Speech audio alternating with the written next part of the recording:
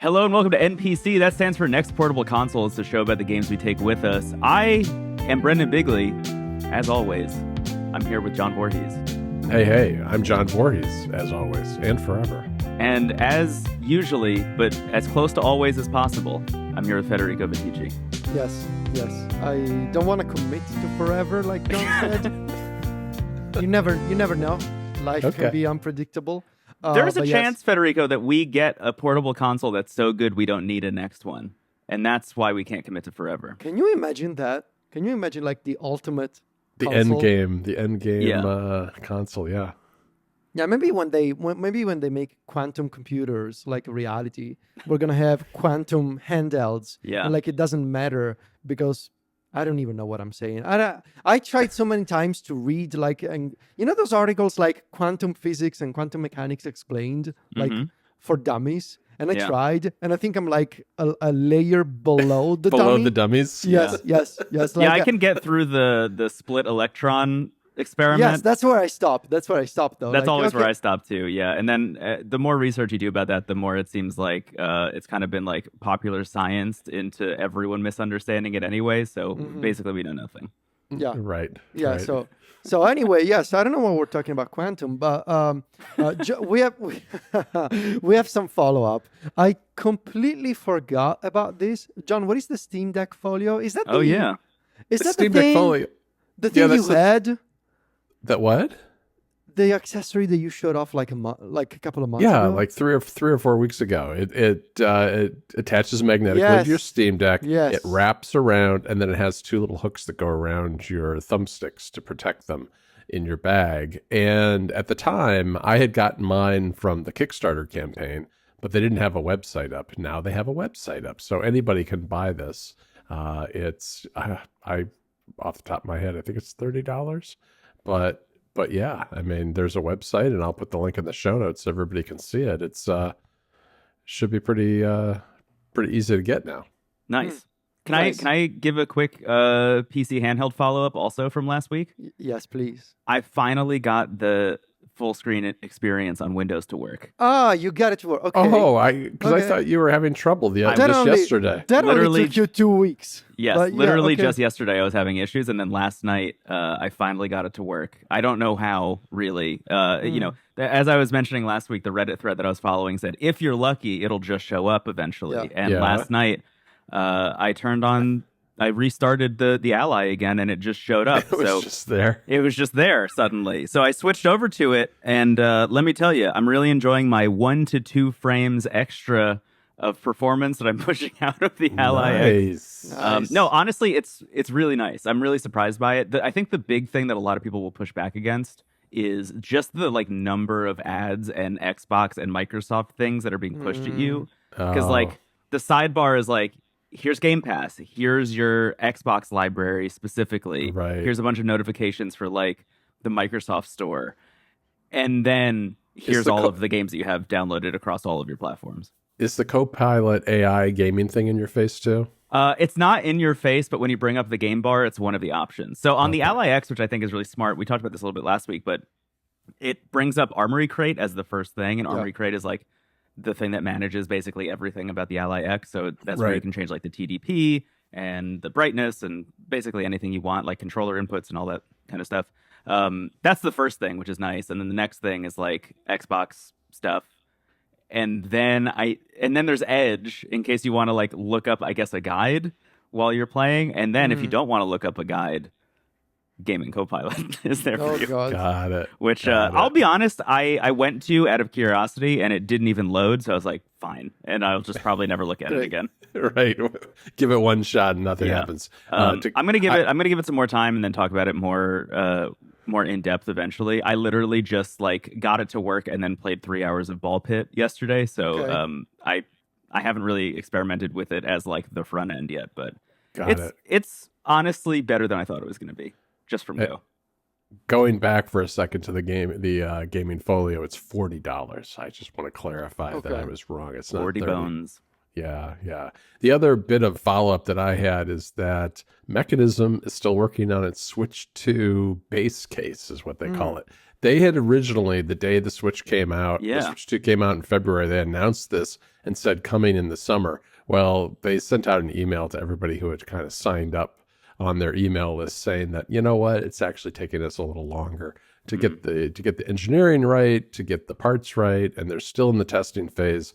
They say they hope to get it out by the end of the year for the holiday season. So, not much more information than that, but it's one that I've kind of kept my eye on because it looked, at least from the mock-ups that they did, which obviously were very clearly mock-ups, that it looks promising. It looked like a really nice case, but we'll have to see where it goes from here. Okay. We're going to talk about some of the latest Apple announcements in NPC XL as they relate to gaming. But there's one that we wanted to mention in follow-up because we covered this one before. You will be able to pre-order, you will be able to buy, actually, the PlayStation VR 2 controllers and a docking station to charge them without the headset from the Apple Store online beginning on Tuesday, November 11th for $250. It's insanity. Two It's controllers absolutely insanity. and a charging station. $250. Amazing.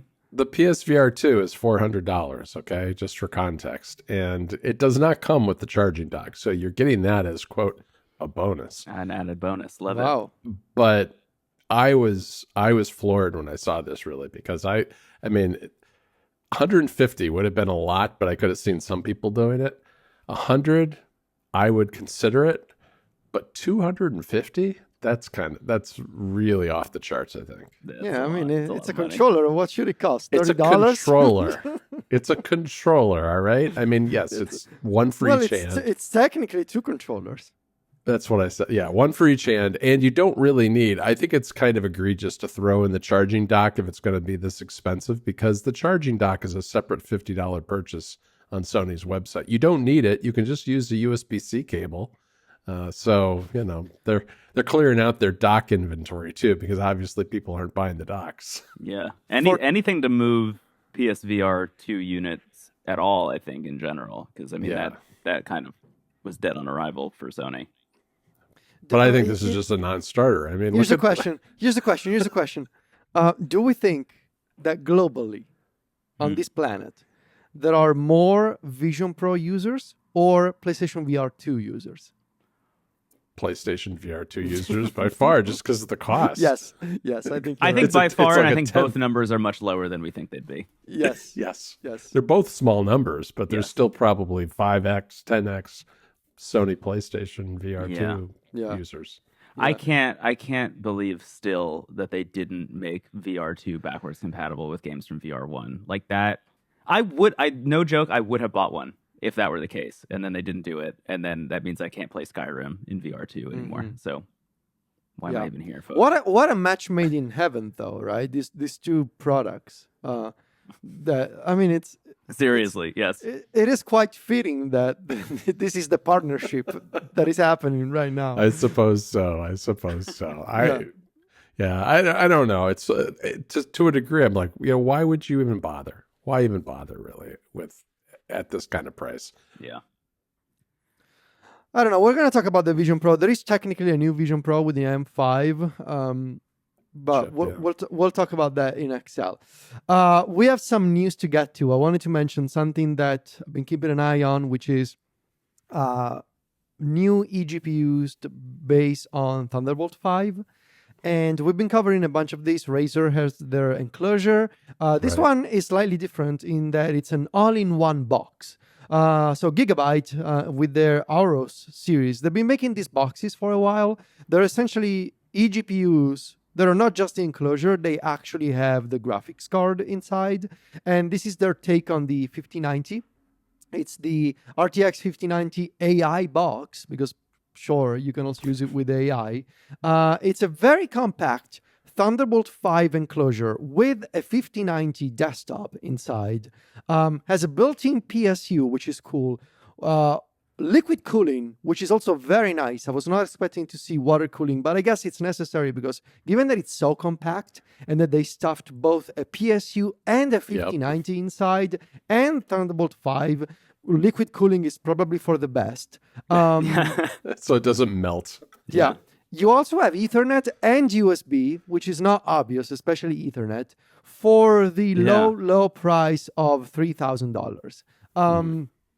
I mean, it is what it is. It's a 5090 with Thunderbolt 5. Realistically, you're looking at 20 to 30% performance loss compared to actually using a 5090 with a gaming PC like I do.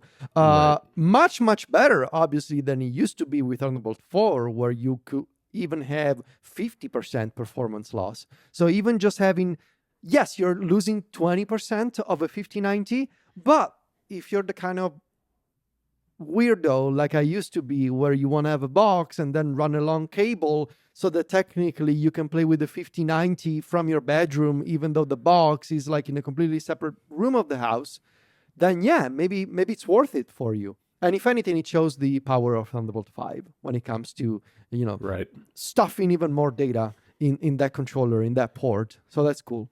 Yeah, it's nice to see Thunderbolt 5 kind of taking off a little bit. I mean, there have really been very few products that incorporate Thunderbolt 5 so far. There's been a handful of drives, some NAS type enclosures from OWC and others, and now a couple of these eGPUs, which I think is great. Yeah. This is, I guess, is going to be the liquid cooling segment for the show, because I just realized that I was going to cover 3 things in a row. All of them have liquid cooling. Next up on my list is another Strix Halo handheld. This one is by the folks at 1X. So this one is called the 1X Fly Apex. Another Strix Halo handheld with a swappable battery and liquid cooling. So this thing is going to have the wattage is going to be all the way up to 120. Strix Halo inside, liquid cooling inside. It's going to exceed the 75 watt, 80 watt cap of the GPD Win 5. So that potentially explains why they opted for liquid cooling, because you really don't want to melt this thing, especially when it's in your hand. And you're going to have an 85 watt hour swappable battery.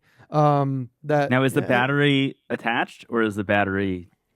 It's attached. Detached. Okay. I think it's actually external. The idea is that they want to also free up internal space.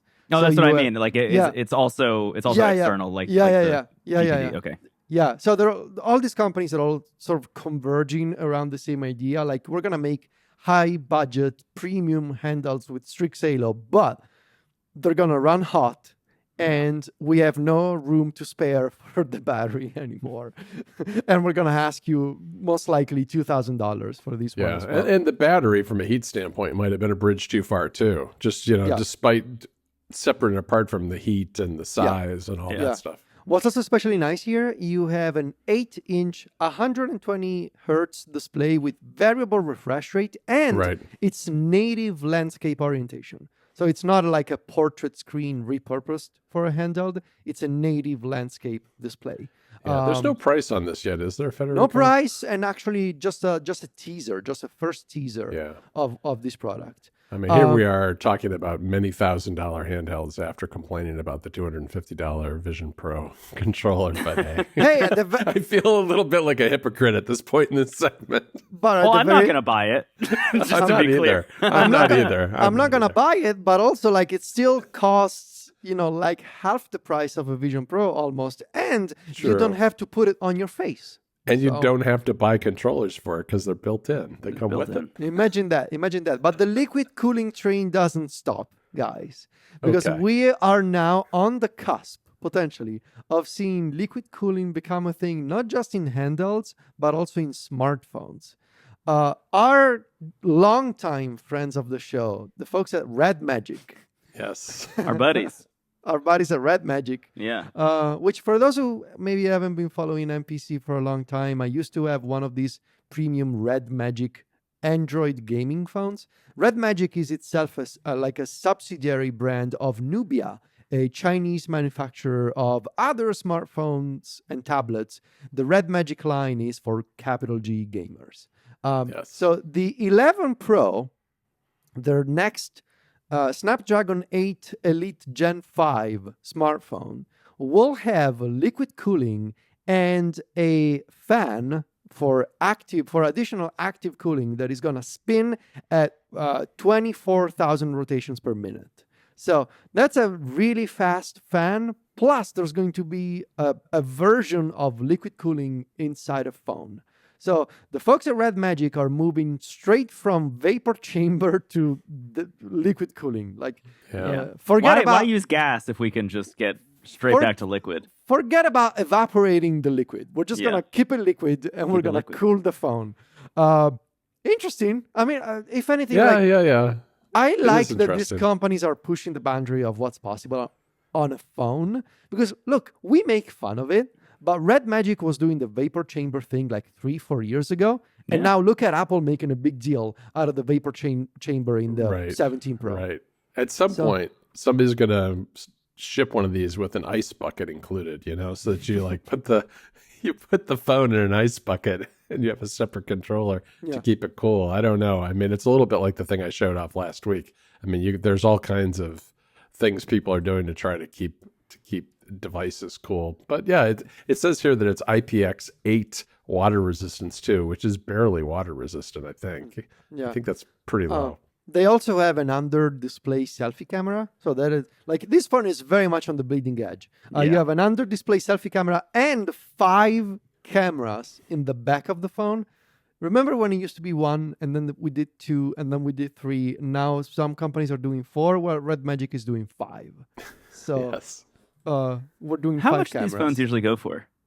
They're not that expensive. Actually. Oh, yeah. The Red Magic 10 Pro launched MSRP for $650 and is down to $600 now, and that's new. Yeah. I'm sure you could get one used. That's actually not as bad as I was expecting. There is a big asterisk with these companies, not just Red Magic, but it's a very common problem.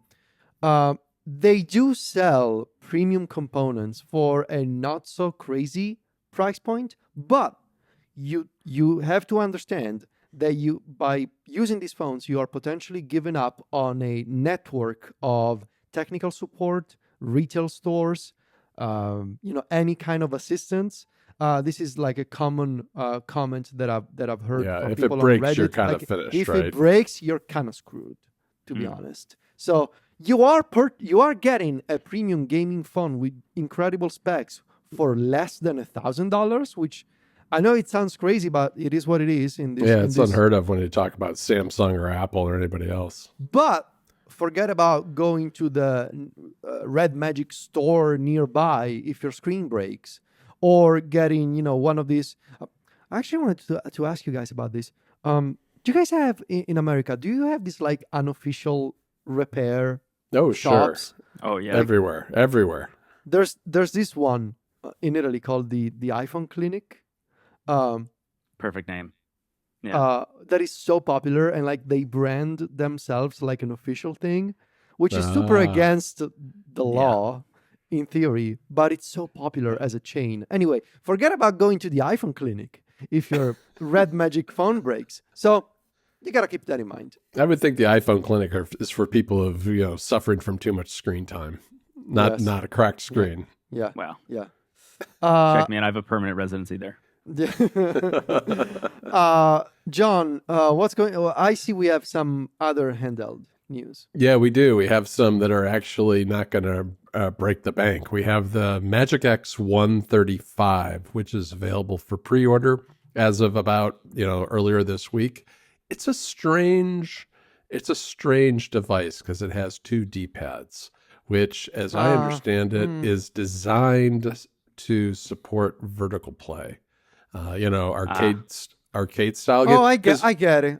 Yeah, because at first I looked at it, I was like, why is it like this? And then I realized, okay, it's for vertical play, which makes some sense. It's got a 3.5-inch screen, the Helio G85 processor.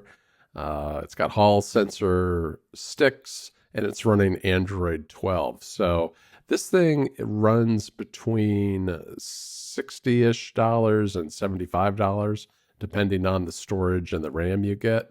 And it comes in like 3 colors, black, blue, and gray. And, for a low-end Android device, that's pretty good. That's pretty good specs and at a reasonable price, I think. Yeah. It's not so bad. Some of the photos on their website are fascinating. Like they're showing off using it in vertical orientation to play Nintendo DS games also, which is very Yes. interesting. Yes. That's kind of a cool idea, although I imagine the screen being so small would make that a little bit difficult. But yeah, I think so too. yeah, man, the control orientation on this thing is really bizarre. Oh, it's super bizarre. It doesn't appeal to me at all because of that, but I think it's an interesting experiment. I mean, This there's is increasingly Magic X's place in the market, though, right? Is like just making the weirdest possible thing and pushing the boundaries a little bit in terms of form factor and seeing if people buy into it. I think they'll land on something eventually that people go wild for. Oh, they will have their oh gosh, what's the name of the one that we really liked last year? The small Game Boy that we all fell in love with. Oh, you guys know the what brick? I'm talking Are you about. talking about the Trim UI brick? The Trim UI brick. I'm sure that Magic X will eventually have their Trim UI brick moment. Oh, when yeah. it's like they make something cheap but also wonderful and kind of strange, and everybody's gonna fall in love with it. Yeah. I agree. Have we ever covered this company MangMe? I don't think so. I don't think so. So what's up with this MangMe thing? Well, I think the thing that's most noticeable about the thing that's most notable about this is probably that it's a Snapdragon processor for under $100. Okay, Huh. so you're getting an Android device that for for an early bird special is $80. It's going to come in a little bit more than that down the road, but right now it's $80. It's got the Snapdragon 662 processor. It's got a 5.5-inch IPS 1080p display, and 4 gigs of RAM, 64 gigs of storage, and a 5,000 milliamp hour battery, which is a pretty good sized battery, pretty typical for this sort of handheld. It's got dual sticks that are kind of, they're on the bottom of the device. They're not offset like some devices are, but another pretty good inexpensive Android device that's out there. I think we're kind of starting to see some of these Android things slot in where we were seeing last year. It was really strictly Linux based devices at these price points, but now Android is really kind of occupying that, $60, $70 up to $100, which it just wasn't there in 2024. Yeah, this is happening and will continue to happen. The more it all comes down to the performance headroom that you have with these Snapdragon-based systems. Yep. Like, can you imagine when in a couple of years this like sub $100 will be occupied by Snapdragon 8 Gen 2s? Like that is gonna be absolutely wild, and that's gonna happen because these chips will be easy to manufacture, will have incredible performance headroom for old emulators, and then we've had this conversation before. Then the question becomes, once you've reached, and arguably we should say we've already reached that performance ceiling because we are not seeing that many new emulators come out. Like the most interesting one at the moment is potentially the PlayStation 3 one, but we are a ways off from a PlayStation 4 emulator on a mobile device. They cannot even get it to work on PC right now for the PlayStation 4. So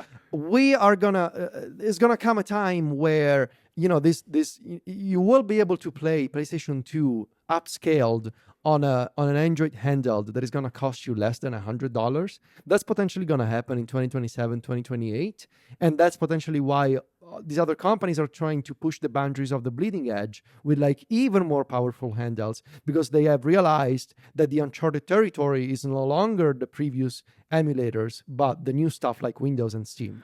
Yeah, So- I think the thing that I'm most interested in is, first of all, NPC 2035, our first sub $100 Strix Halo handheld, is going to be exhilarating. Yeah, that'll be great. That'll be great. But also, I'm just like generally very interested in where we cross the Rubicon in terms of like, you have a chip that's so good at a price point that's so low that it starts to become just a handheld PC more than it is. Like we've moved from Linux to Android, and I wonder if we're going to move back to Linux technically when we get chips that are capable of it to just like run at prices this low. Like I feel like it's going to be kind of a gradient there and back again, maybe, which would be interesting.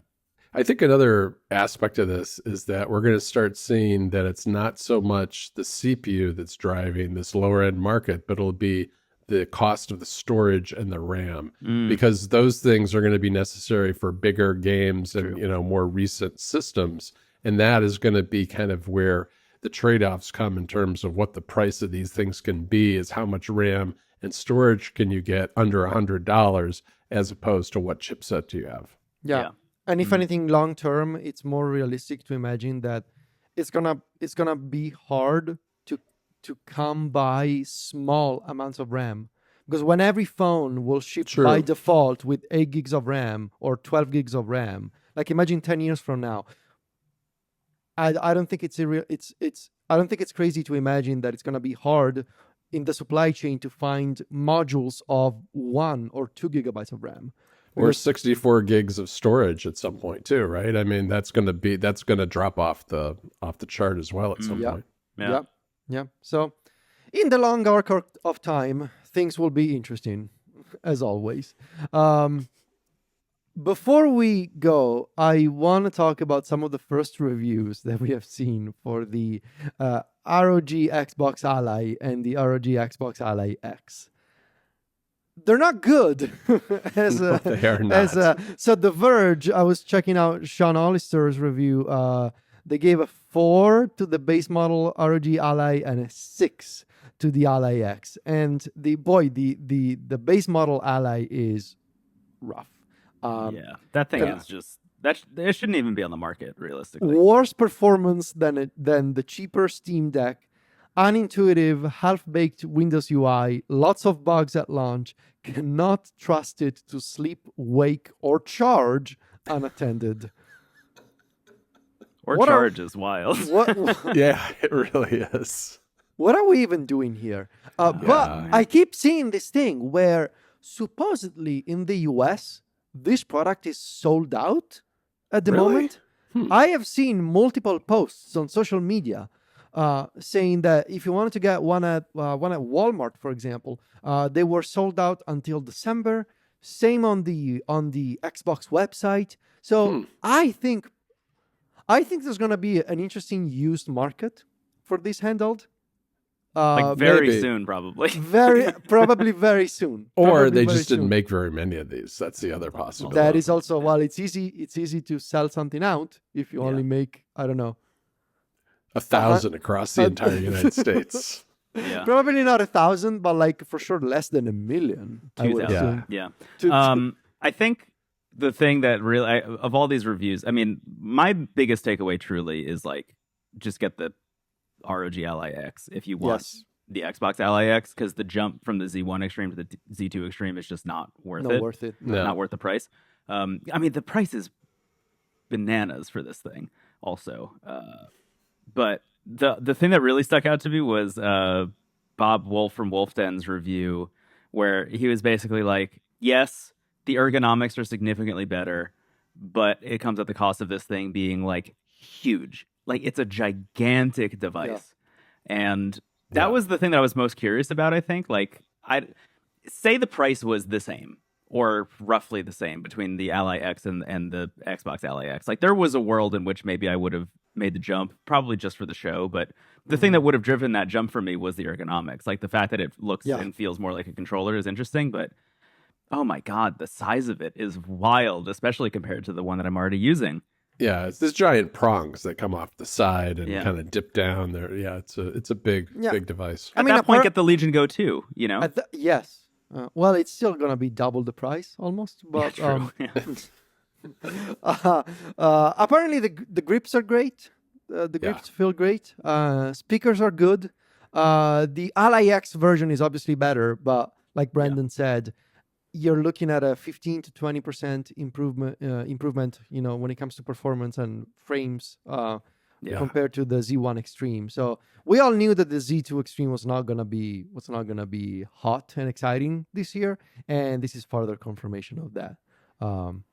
I feel like this market in general currently suffers from a problem of just trying to release something every single year when they probably Yes. shouldn't. And I think Valve is like Yes. the one company that understands that they really need to wait for like the jump before Yes. they announce the Steam Deck 2. And a lot of people made fun of that last year when Valve said, "Yeah, we're in no rush." And Yeah. I saw so many comments of people saying, they're so screwed. They had it right once, and now they're Yeah. not. So obviously the Steam Deck was a failure. Turns out, you're not gonna be able to replicate the smartphone market with handhelds. Right. Also because the economics are really different. Like most people, when you hear that people change their phones every year, it's not like everybody is a blogger at Mac Stories or it's like an Apple nerd that wants to have the latest and greatest. Most Right. people are on an installment plan with their carrier or with Apple, and they just change their phones because it's part of the plan, Part the of the plan, yeah. subscription they pay every month. There's no such thing with handhelds. Maybe there should be. Maybe it's an idea. Maybe it's something that Microsoft, I'm sure, would love to have. Yet another Game Pass tier with hardware. They kind of did it with the Xbox Series X and They- S. Oh, They- yeah, they did, right? remember? They That's how I got mine. That's how they I did kinda mine. I tried paid that. for it. I did Yeah. it, paid for it for 2 years. So you're not going to be able to convince people to upgrade their handheld on an annual basis if the GPU improvements we're looking at, again, on an annual basis, is a 15 to 20% every year. And I mean, these are like hard statistics. You can literally confirm, I mean, anywhere you look in the market, if you look at the evolution, for example, of the M series chips, we're going to talk about this shortly on XL. And if you look at the GPU gains on a year-by-year basis, it's always in that threshold, 15 to 20%. Like Yep. that is literally the laws of physics at play, saying, well, that's the kind of improvement you're gonna get with a new process for this GPU every year. So yeah. The thing I kind of don't understand is why these companies in particular, who will get a much better deal realistically because they're much larger manufacturers, aren't going like the Strix Halo route, for example. Because of everything that I saw on the show floor at CES, and I imagine, John, you feel the same way, like the Asus tablet with the Strix Halo in it that we played Horizon Forbidden West on was like the most jaw-dropping experience of CES for me. That was it the really thing where I was. was like, I can't believe that I'm seeing this and that it's real and that it's a thing that you'll be able to purchase this year. And to go from seeing that to having all of these manufacturers, including Asus, who made that tablet, say, yes, this fits in something this size, but instead we're going to go with the Z2 Extreme. I'm like, we're almost there. It's obviously more expensive, and I think that's the problem. Yeah. But, I mean, how much is that tablet? That tablet is around the same price as the Xbox ROG Ally X. Like, Yeah. they're comparative. I don't know. It's just, it's very strange to me that, like, the better chip is right there. It's the one that everyone would be excited about. And we are only seeing, 1X Player and GPD making devices with it right now. Yeah. Yep. It's interesting. It would have been a completely different story for me if the ROG Xbox had the Strix Halo inside. Oh, yeah. That would have been very compelling. Yep. But it doesn't, so it's not compelling. I'm sorry. R.I.P. Yeah, the software just sounds like it's an absolute mess. I mean, Sean Hollister, boy, sounds like he went through a lot just to get it to boot up and to the point where he could play a game, let alone, bugs once he had it up and running. Just the updates and the drivers and all the Windows nonsense he had to go through. Yeah. I mean, it well. took me 2 weeks to get the thing to show up in my settings. Great. So That's great. who knows? There we are. Good luck, Microsoft. And that, I think, about does it for this week's regular episode of NPC. In NPC XL, we are going to be talking about some of the latest Apple announcements with the M5 chip and what that could potentially mean for gaming, which is a topic that I need to research myself. And also we have the expert here, which is Mr. John Boris. So who better than John to educate us on Apple and gaming once again? Everybody's got to be an expert at something. We all have our thing. We all have our thing, and this, unfortunately, is mine. All right, guys. Well, thanks for joining us today, everybody. As always, you could find Brendon Bigley over at wavelengths.online and me and Federico over at macstories.net, and we're on social media. Just search for our names and you'll find us right away. Talk to you later, guys. Bye. Bye.